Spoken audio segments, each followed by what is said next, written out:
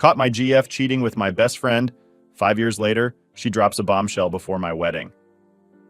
I was 29 when everything pretty much went to hell between me, my ex-girlfriend Jane, and my old roommate and supposed friend Ted. Jane and I had been together for a while, and it wasn't perfect, but I never thought anything shady was going on, at least not right in front of my face. Looking back, maybe there were signs, like her laughing a little too hard at his dumb jokes or hanging out in his room to watch movies on his big TV. But I brushed it off because, I trusted them. Lesson learned, I guess. One night, I got home from work and they were both acting strange, too nice, like they were trying too hard to pretend everything was normal. Jane was offering to make me dinner, which she never did, and Ted was asking if I wanted to go grab a burger or something. It was weird, like they were both guilty and trying to overcompensate, but I didn't think too much of it at the time. I just figured they were in good moods or something, and honestly, I was tired, so I just went with it. Then one night, the truth came out in the worst possible way. I was dead asleep when my phone buzzed with a text from a mutual friend, Kyle, at like 2 a.m. It was a screenshot of a chat where Jane was talking to one of her friends about how she and Ted had been hooking up for months. Months. My head was spinning. I wanted to believe it was some twisted joke, but I knew Kyle wouldn't lie about something like that. He just said, "Dude, I thought you should know." And that was it. I remember just staring at the screen, feeling sick. My hands were shaking, and it was like every happy moment I'd had with Jane and every late night hangout with Ted just dissolved. I mean, this was the girl I was planning to propose to, and my friend who I'd let crash with us so he could get back on his feet. I felt like an idiot. After a few minutes, I decided to confront them. I stormed out of my room and went straight to Ted's door. I didn't even knock. I just threw it open. And there they were, sitting together on his bed, acting like two guilty kids caught with their hands in the cookie jar. The look on their faces told me everything. Jane stuttered some nonsense about how she wanted to tell me and that it just happened. Just happened? Like I was supposed to believe that kind of garbage. I felt like everything was in slow motion. There was yelling. I don't even remember half of what I said, just that I was furious. Ted tried to act tough, telling me it wasn't a big deal, because according to him, Jane and I weren't working out anyway. And Jane just sat there, looking like she was about to cry, but honestly, I didn't care. She had months to talk to me if she was that unhappy. Months to end things instead of doing whatever it was they were doing. When things started calming down, well, as much as they could calm down in that situation, I told them both to get out. I didn't care where they went. I just wanted them out of my sight. Ted tried to talk to me, saying he didn't mean for things to get this far, like that somehow made it better. Meanwhile, Jane just kept saying she never wanted it to happen this way. It was all excuses, all things they thought would make me feel better, I guess. But nothing they said could fix it. I ended up crashing on a friend's couch that night, just needing to be anywhere but in that apartment. The next morning, after 0 hours of sleep, I decided it was time to leave for good. I went back to the apartment to grab my stuff, and of course, they were both still there. Jane tried to stop me from leaving, going on about how she never wanted to lose me as a friend, which is a joke because friends don't do what she did. I threw whatever I could into bags and boxes, not even bothering to pack things neatly. I just wanted out. Ted stood in the corner, avoiding eye contact like the coward he is. Finally, I was done, and I told them both that I wanted nothing to do with them ever again. Jane looked like she wanted to say something, but I didn't stick around to hear it. I just left and didn't look back. After that, I was done with them, done with the whole scene. I didn't tell our mutual friends what happened because honestly, I figured they'd find out soon enough. But here's the part that really stung. They didn't care. A few people reached out to say they were sorry for the drama, but when it came down to it, they chose to stay friends with Jane and Ted. I didn't know whether to laugh or be pissed, but it just confirmed what I needed to do. I cut them all off. Every last one. I went back to my home state, changed my number, got rid of all my social media, and basically disappeared from that entire friend group. It felt brutal at first, like I was leaving behind everything I knew, but honestly, I knew I had to do it. I was never going to move on if I kept holding on to those people who didn't have my back. So I let go of all of it, and I never looked back. Not once. It was hard, especially at first. There were days when I felt like maybe I was being too harsh or letting my anger control me. But every time I'd even think about reaching out, I'd remember that night and how they both looked at me like I was the one out of place. Like I was ruining some love story they cooked up in their heads. I mean, really? I wasn't the one sneaking around and lying to people's faces. Life wasn't perfect right after that. I went through a rough patch trying to rebuild things on my own. But slowly, I found new friends, got my career on track, and started moving up. Bit by bit, I built a life I could be proud of. And eventually, I met Ashley. She's everything Jane wasn't: honest, loyal, and yeah, actually respectful of the people in her life. She knew about my past and was cool with how things were. She respected that I'd left all that behind me and never tried to dig it back up. And with her, I actually started to feel happy again. So here I was, years after the fact, engaged to the most amazing woman I could imagine, and miles away from the drama. I thought I was free and clear, that I'd put all that baggage behind me for good. But as it turns out, I was wrong.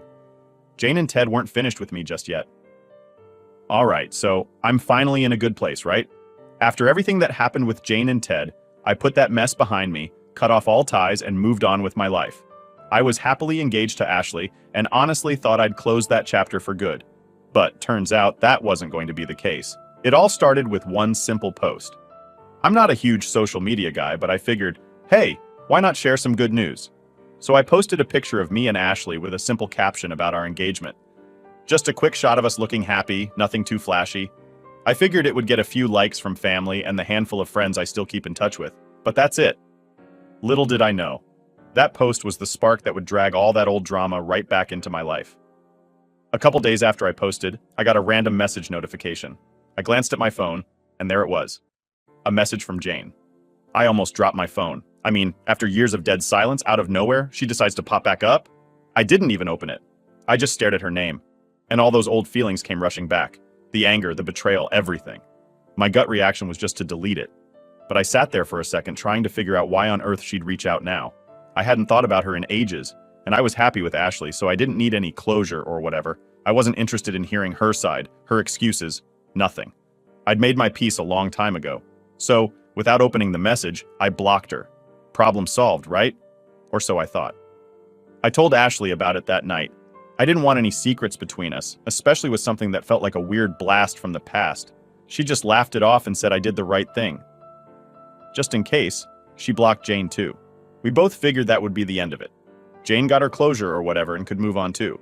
But then, the fake profiles started popping up.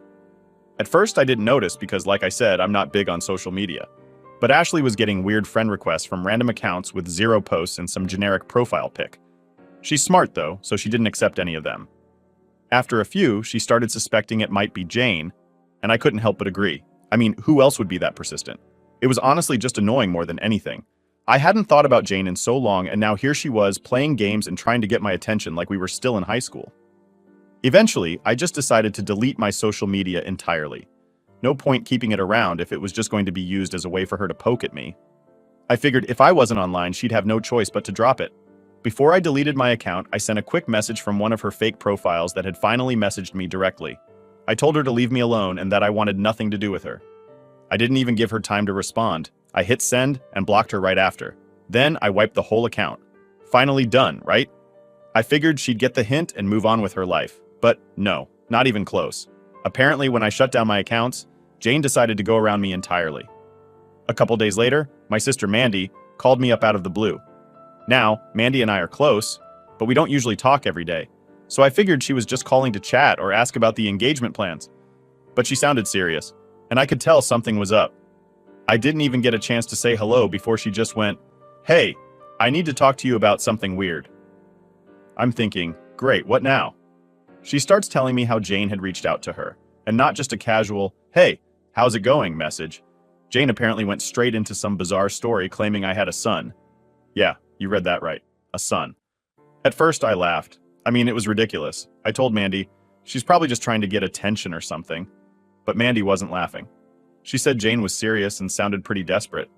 Mandy had even tried to brush her off, but Jane was persistent. She'd sent her pictures of this kid, saying how much he looked like me, talking about how she never wanted to keep this a secret, blah blah blah. I didn't buy it. The way I saw it, this was just Jane's last-ditch effort to get my attention. I mean, if this was true, she had years to come forward. If this kid was mine, wouldn't she have tried to contact me about child support, or at least told me when she found out she was pregnant? It made no sense to me, and I told Mandy as much. But Mandy said Jane seemed pretty insistent. I could tell Mandy wasn't sure what to believe either, which only made it weirder. The whole thing messed with my head. I tried to brush it off as another one of Jane's lies, but a part of me was stuck on the what if? Like, what if she was actually telling the truth?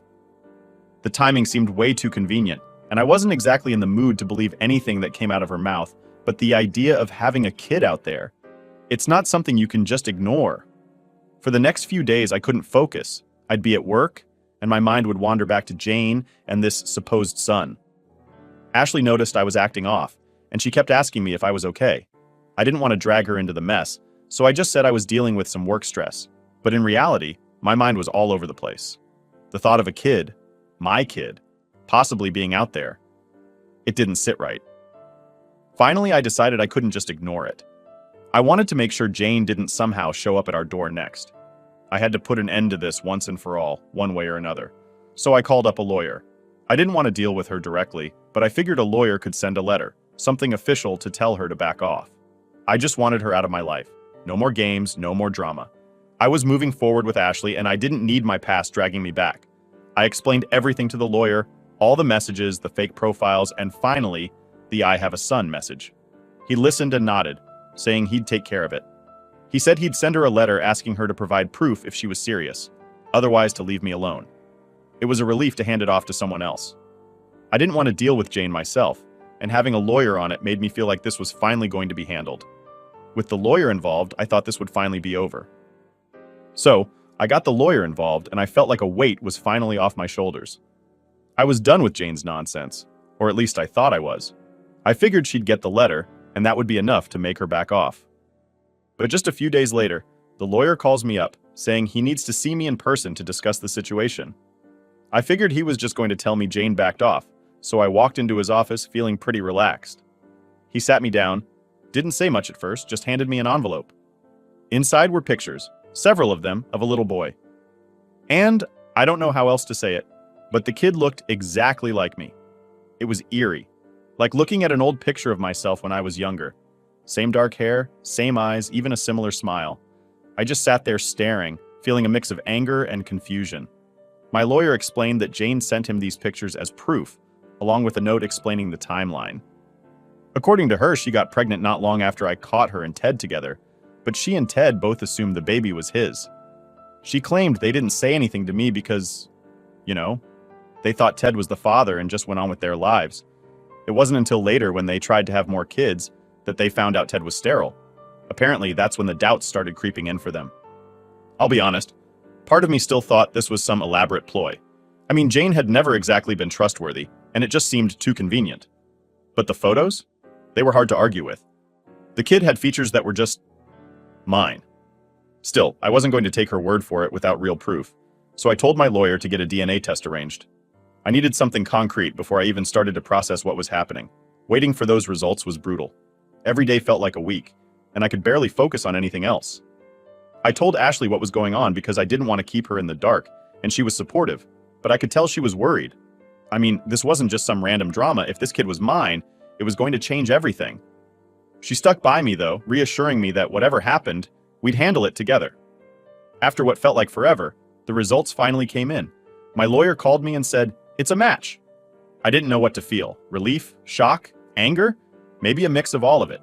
Here I was, just finding out I had a son I'd never known about. A son who'd been raised thinking Ted was his father, who had no idea who I was. It's one thing to find out you're a dad. It's another to realize you've missed the first 5 years of your kid's life because someone kept it from you. My head was spinning. I tried to wrap my mind around the fact that this little boy was mine, that I had a son. But then, almost immediately, my thoughts went to Ted.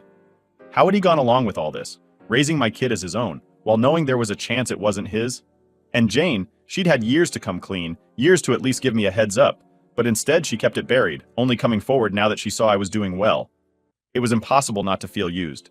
Like, she'd only reached out because suddenly, my life looked good on paper. It wasn't about me, and it definitely wasn't about the kid. She just saw an opportunity and decided to jump on it. That realization was like a punch to the gut, and it only fueled my anger. But at the same time, I had to think about my son, about what this meant for him. He didn't ask to be brought into this mess, and I wasn't going to abandon him just because his mom and dad had lied to me. I told my lawyer to get in touch with Jane and Ted and tell them that, yes, I would be involved in my son's life. I wanted visitation rights, and I was more than willing to pay child support. I wasn't going to let them dictate terms anymore, especially after everything they'd hidden. But as soon as my lawyer mentioned visitation, Ted lost it. From what my lawyer told me, Ted insisted he was the kid's real dad and didn't want me around his son. I mean, talk about audacity. The guy cheats with my girlfriend, raises my son without saying a word to me, and now wants to pretend I don't exist? I was fuming. I told my lawyer to tell Ted that if I'm paying child support, I'm not just some random check in the mail. I was going to be a part of my son's life, whether he liked it or not. Of course, Jane jumped in, trying to smooth things over. She suggested we could work something out where I'd pay, but maybe visitation could be discreet to avoid confusing the kid. I wasn't having it. If they wanted money, they'd better be prepared to let me be there as his father, plain and simple. And if they refused, I'd start a savings account for my son and let him access it when he turned 18. But I wasn't going to play along with whatever twisted setup they had in mind. The whole situation felt surreal. Here I was, ready to be a dad, something I never thought I'd have to think about so soon, and all I got was pushback. I couldn't understand their logic. They wanted my money but didn't want me involved? It felt like they were trying to pick and choose the parts of me they wanted in their lives, as if I was just some wallet they could call up when it suited them. I wasn't about to stand for it. I decided to push harder. I told my lawyer to make it clear that if I was going to pay child support, I'd pursue full visitation rights or whatever rights I was entitled to as his biological father. I wasn't going to let them turn me into some background character in my son's life. And if they didn't agree, then they'd get nothing from me financially. I'd rather save up for my son's future than let them control this situation. Jane and Ted threw every guilt trip in the book, calling me selfish and saying I was just trying to ruin their family. It's honestly ridiculous coming from the two people who hid a whole kid from me. Selfish? If anything, they were the selfish ones, pretending they were this picture-perfect family while knowing the truth the whole time. So here I am, ready to fight for my son. I don't know how this will play out, but I know one thing. I'm not letting them push me out of his life. They may have kept him from me for 5 years, but I'll be damned if I let them keep him from me any longer. After telling my lawyer I was in for the long haul, we got serious about what I could actually do here. I mean, legally, it's not as straightforward as you'd think. Jane and Ted had a head start, 5 whole years, and because Ted was on the birth certificate, he was considered the legal dad. My lawyer explained that in situations like this, even though I'm biologically the father, it's not a simple matter to just step in and get full rights. It was going to take time, money, and, well, a lot of patience. And patience? Not exactly my strong suit. Jane and Ted didn't make it easy either. My lawyer reached out to set up a meeting to discuss visitation, but Ted refused to even sit down. He sent a long, dramatic email about how he's the only dad my son has ever known, and he didn't want to disrupt the kid's life by letting me into it. He actually used the word disrupt, like my son was some project he was working on and didn't want me to mess up. This guy. Meanwhile, Jane kept trying to negotiate some sort of weird middle ground. She suggested I could visit my son, but only if it was on her terms. She wanted me to agree to see him maybe once every few months, preferably with Ted not around. Apparently, the idea was to keep things low-key so the kid wouldn't feel confused about who his dad was. But here's the thing. I am his dad, biologically and morally. I wasn't going to let them just shove me into some hidden side role in my own kid's life. I told my lawyer that their terms were unacceptable. Either they let me into his life as his father, or I wasn't going to give them a dime. They couldn't have it both ways, no matter how much they tried to make it sound reasonable. And, predictably, they flipped out. Jane was suddenly sending emails filled with guilt trips, stuff about how I was hurting my son by refusing to contribute financially. Ted, on the other hand, was going full territorial, sending messages saying I was only around because I didn't want my past mistakes to haunt me. Mistakes? My son wasn't a mistake. If anything, the only mistake here was trusting either of them in the first place. So, my lawyer went back and forth with them for weeks. At this point, the emails were a mix of attempts to shame me, guilt me, and persuade me to just give up. But every time I'd sit there and think about my son. He didn't know me yet, but I wanted to make sure that when he was old enough, he'd know I fought to be in his life. I wasn't just going to write checks and stand by while some other guy played the role that should have been mine. Finally, after what felt like ages, we managed to get them to agree to a sit-down meeting. It was awkward as hell. Jane showed up first, looking tense, like she was about to face some corporate board or something. Ted walked in a few minutes later, didn't look at me once, just sat down and crossed his arms like he was doing some sort of silent protest. The energy in that room was so thick you could have cut it with a knife. Jane started talking, going on about how she'd only kept this a secret because she thought it was for the best. For the best? I asked her, barely able to keep my voice steady. How was keeping a kid from his father for 5 years for the best? She stammered through some excuse about thinking Ted was his dad and how she didn't want to complicate things by bringing me into it. Then Ted chimed in, finally deciding to speak, and he was in full-on defensive mode. I raised him. I taught him to ride his bike. I've been there for every scraped knee, every school project, he said, like I was some intruder trying to steal his kid. The thing is, I get it. He's been there. He's done the dad stuff. But that doesn't change the fact that I'm the biological father, and I deserve the chance to be there too. We argued for hours, back and forth, until it felt like we were just repeating ourselves. They kept circling back to the idea of what's best for him, but what they really meant was what's best for us. They wanted me in the background, out of sight, just the bank account they could tap into whenever they wanted. They kept throwing in lines like, well, we don't want to confuse him, but the kid's 5 years old. He's going to get curious about me eventually. How long did they plan on keeping this up? Finally, my lawyer stepped in, laying out our terms clearly. If they wanted child support, then I'd have to be allowed regular visitation, plain and simple. Ted looked like he was ready to explode, but I wasn't backing down. This wasn't about them anymore. It was about my son and my right to be in his life. I wasn't going to stand for being treated like a third wheel in a situation where I was literally his father. Jane tried one last play, saying maybe we could revisit the idea in a year or two once my son was more used to things. But I was done compromising. I told them that if I didn't get fair visitation, I'd start a savings account for him instead. He'd have that money waiting for him when he turned 18, and he'd know that I tried to be there. I wasn't going to just fund their family while they pretended I didn't exist. When I said that, Jane's face fell. I could tell she hadn't expected me to be so firm. Maybe she thought I'd fold and just pay up to avoid the hassle. But that wasn't going to happen. I wasn't going to be some distant ghost in my son's life just because it was more convenient for them. I wanted him to know me, to know that I was there, and that I cared enough to fight for him. The meeting ended with no real resolution, and it was frustrating to say the least. But I left feeling like I'd made my stance clear. They knew I wasn't just going to disappear into the background, no matter how much they wanted that. And if they wanted my financial support, they were going to have to give a little too. As I walked out of that room, I felt this mix of anger and sadness. Anger because of everything they put me through, and sadness because, in a twisted way, Ted was right. He'd been there for those years that I couldn't be, and nothing I did would change that. But that didn't mean I was going to give up. I was going to be in my son's life, whether they liked it or not. Walking out of that tense meeting, I felt drained but determined. It was clear by then that Jane and Ted would make this as difficult as possible, but I knew I couldn't just walk away from my son. The stakes were too high, and I wasn't about to let them decide my involvement on their terms. But honestly, the frustration was eating at me. It felt like every step forward got blocked by their stubbornness. A couple of weeks went by, and things went mostly quiet. My lawyer and I were still working on getting visitation rights officially lined up, and I was prepared to go to court if that's what it took. I didn't care about the hassle anymore. I just wanted to be there for my son. But then Jane tried another tactic, a message this time, without any legal stuff involved. She sent it directly to me, bypassing my lawyer, which caught me off guard. It was like she was trying to appeal to me personally, hoping to find some common ground, or maybe convince me to change my stance. Her message started out friendly, which threw me. She said something along the lines of, "I've been thinking about things, and I realize this has all been hard on you too." She went on about how she didn't intend to hurt me back then, and that, in some twisted way, she thought she was doing what was best for our son. She added that Ted was still having a hard time accepting the situation and felt threatened by me suddenly being in the picture. I'll admit, part of me wondered if she was genuinely trying to make things right, but the other part of me knew better. It wasn't like she suddenly developed a conscience overnight.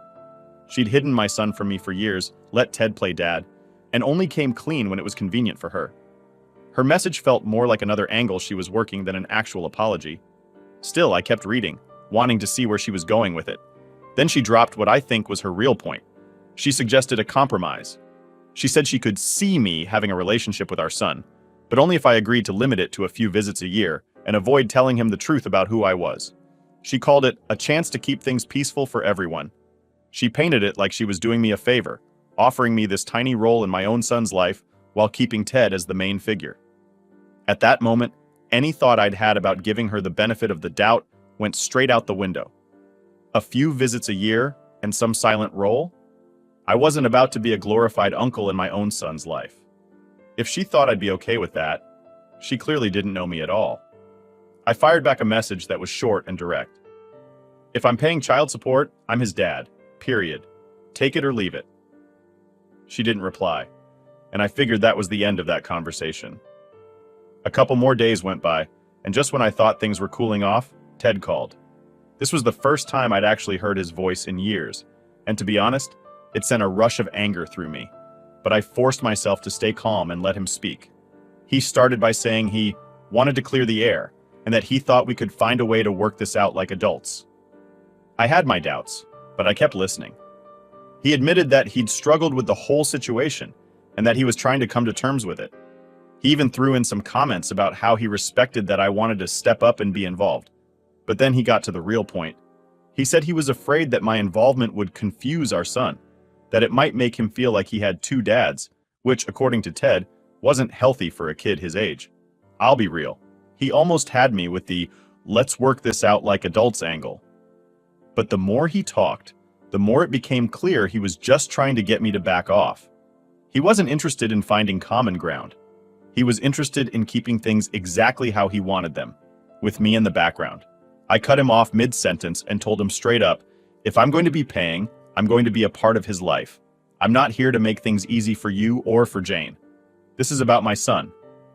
Ted tried to jump back in, saying something about how I was ruining a family, but I wasn't having it. I hung up, feeling like that was probably the last time we'd be able to have a civil conversation, if you could even call it that.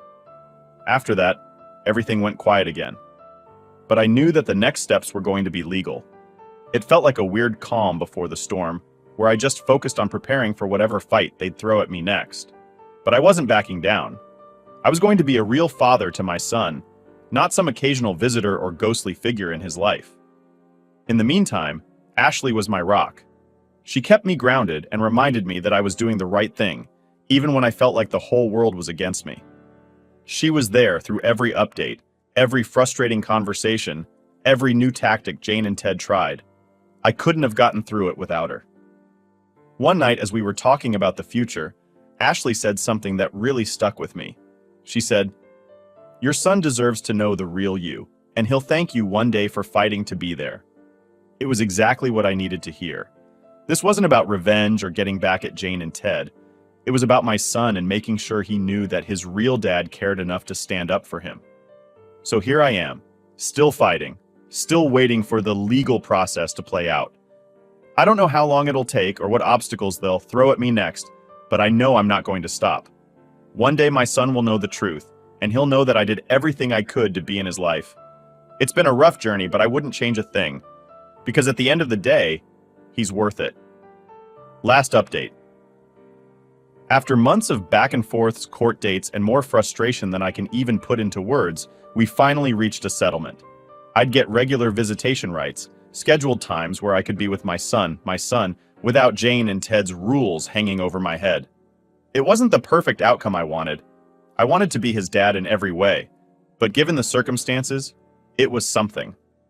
The first visit felt surreal. I remember standing outside the park where we'd agreed to meet, my heart pounding like I was meeting him for the first time. And in a way, I was. When he ran over to me, there was this moment where it felt like everything just clicked. I saw myself in him, the same curious look, the same wild energy. I don't think I stopped smiling the entire time. We played, talked, and laughed, and he showed me all the things he loved, just like any regular kid. And for that hour or two, it felt like I was a part of his life, like I was his dad. It's not easy. I still have to see Jane and Ted, still deal with the boundaries they put up, and sometimes I leave feeling like I've barely scratched the surface of knowing him. But each visit, I feel like he's opening up to me a little more. I'm not just some stranger anymore. I'm his dad, and he knows it, even if he doesn't fully understand it yet. And as for Jane and Ted, they're doing their own thing.